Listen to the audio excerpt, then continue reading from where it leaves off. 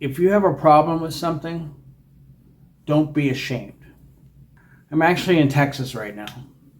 I flew in from Alaska. See the oil rig right there? And there's 270,000 people up there. There's like 8 million people down here in this metro area. So I haven't, needless to say, I hadn't left this hotel for the last 3 days because I have no intention of dealing with out there. There's too many people here. 29.6 times the amount of people as Alaska. Anyway, my point is that I'm at a convention, networking with people, met a bunch of people, and a few of us went out to go to a restaurant. And anytime those situations occur, I worry about being around someone drinking or being around alcohol or not being able to have a drink, you know? So if you've ever had that where you had a problem with eating, smoking, drinking, whatever it was, there's many other ones, but people don't really admit those. And these are very common ones that most people can probably relate to, that they will admit. Then you know that when you fall off the wagon and use that again, or overeat again, or binge out again on something, the shame that comes along with that. Don't be ashamed. When I got down here, I told these people, because they said, hey, what brought you to Alaska? What are you doing up there? Because they've never gone up there yet. And I just came out and told them, drugs. Drugs. I got into drugs when I was younger. Grandma sent me away. Here's a little tip though. I've hid out for many, many years up here, like almost 30 years. Away from the past, everything. Before Facebook in 2012, all my friends and everything disappeared. It was out of sight, out of mind. I was never gonna talk to anybody again, I guess. That's how heavy the shame was. Well, I told them, I said, no, the drugs took me up there. I that's where I'm at. And they're like, well, isn't that a drug hub? And I'm like, yeah, it is. I had a problem up there for a long time, even way longer than down here. But back to the story. So we go out, and I thought about having that drink. And then one of the guys, he was like, hey, is it all right if I have a drink? And I'm like, yeah, it's all right. I already thought about it before we even came out. And he's like, no, if it's not okay, I won't. I don't want to trigger you. And I was like, it's all right. I actually did think about actually having one. I mean, it was there. But I know, I told him. I said, it's okay if you do. If I do, within 3 years' time, I will be on my hands and knees. I will be destroying myself. And the reason why is because tonight won't affect me. Tonight wouldn't have knocked me off my feet. It would have been great. I'd have had a great time. I might have had 2 drinks.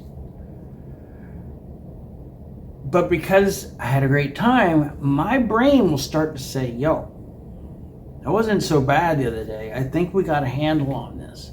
Let's get some more. Bring it on. And the reason I know this is because I've been through it several times. And it's a vicious 7-year cycle for me. I'm 50. I don't have many more cycles left in me for that. So I guess what I'm saying is celebrate your wins, not like that. But be proud of yourself. Because that's the wisdom right there that I gained. It took me 21 years of cycles to actually more than that. 1995, 2018. Yeah.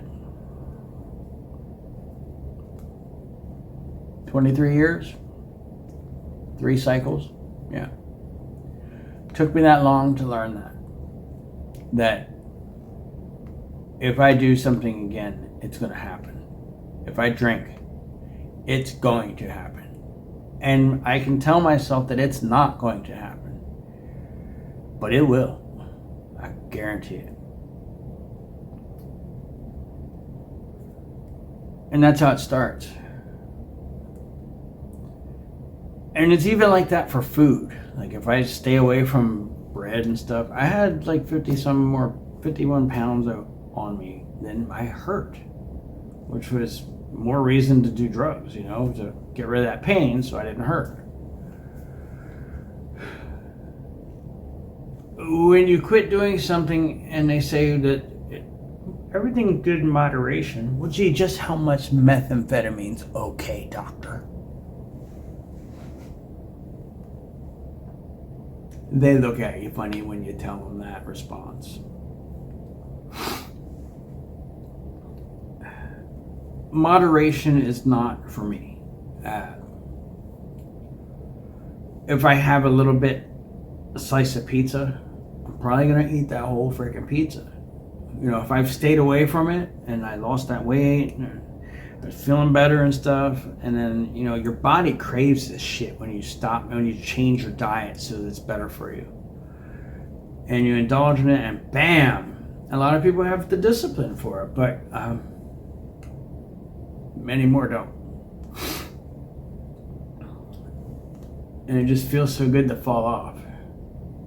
And then so bad afterwards. I have a few friends that deal with this probably worse than I do.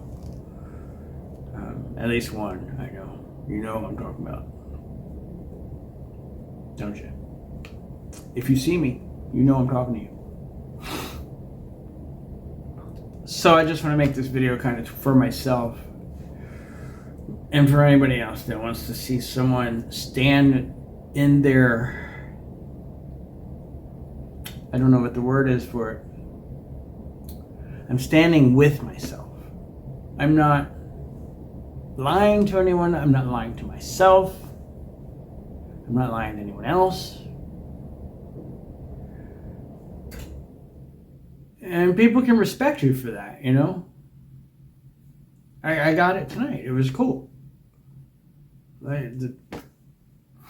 Omar and Nico were cool with it. Of course, both of them told me they've never even smoked pot or cigarettes. One of them smoked cigarettes, but nothing. Never did anything. And that's okay, because I did it all for them. That's okay. I got their backs covered. And I'm in the spot that I'm in right now, which isn't that bad, because of my choices in the past. Sometimes I think, well, damn, I could be a lot farther along if I hadn't made those decisions in the past. But, something else worse might have happened. I was afraid to go back to the East Coast for a long, long time because of the amount of shame that I thought I felt, because I thought that everyone, I'm not going to a class reunion ever. Why? Because I don't want to see all my classmates did okay and they're this and they got that and they're off and they're retired and I'm just freaking starting over. Didn't want to deal with that. That shame. I went back in January. Come to find out, I have nothing to be ashamed of, and I have everything to be proud of. You see, someone told me that about 50% of our graduating class overdosed or went to jail. Overdosed and died.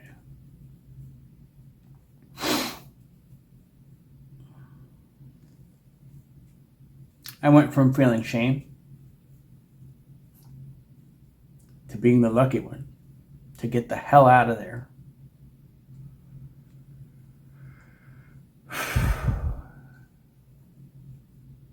It's kind of heavy talking about this right now.